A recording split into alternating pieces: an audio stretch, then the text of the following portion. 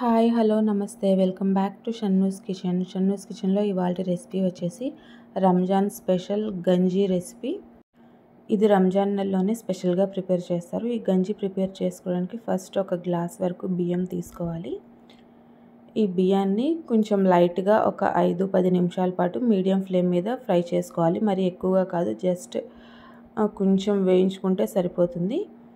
ఈ విధంగా వేయించుకున్న తర్వాత వీటిని మిక్సీ పట్టాలి. మరి పౌడర్లా కాకుండా కొంచెం బరకగా మిక్సీ పట్టుకోండి. మరీ ఎక్కువ బరకగా కూడా కాదు, మరీ ఎక్కువ పౌడర్ కాదు, మీడియంగా పట్టుకోవాలి.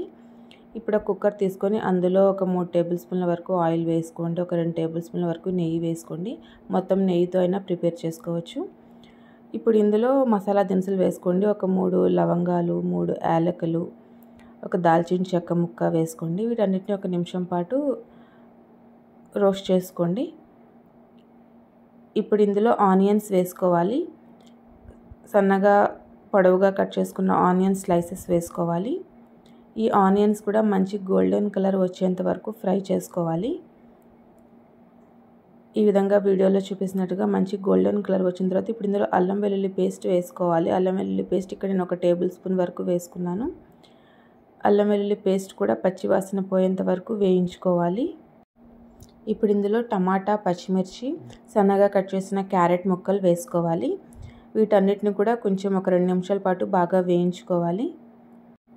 ఈ టమాటాలు కొంచెం మగ్గిన తర్వాత ఇప్పుడు ఇందులో కొంచెం కొత్తిమీర, పుదీనా అండ్ కొన్ని కరివేపాకు కూడా వేసుకోవాలి. ఇవన్నీ వేసుకొని ఒక నిమిషం పాటు బాగా కలుపుకొని ఉడికించుకోవాలి. ఇప్పుడు మీ ఫ్లేమ్ అనేది తగ్గించేసి మనం ఆల్రెడీ మిక్సీ పట్టుకున్న దాంట్లో ఒక చిన్న గ్లాసు రైస్ తీసుకోవాలి.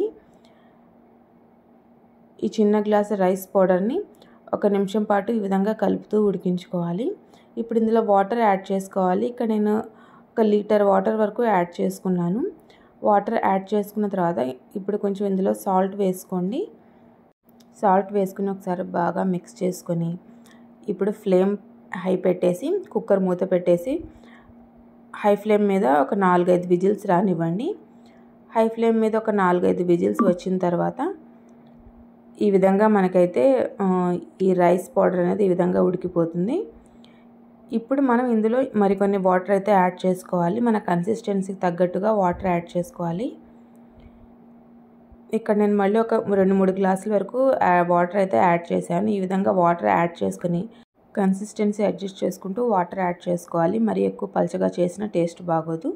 సో ఈ విధంగా మీడియంగా ఉండేటట్టుగా ఈ వీడియోలో చూపిస్తున్నట్టుగా ఈ కన్సిస్టెన్సీలో ఉండాలి.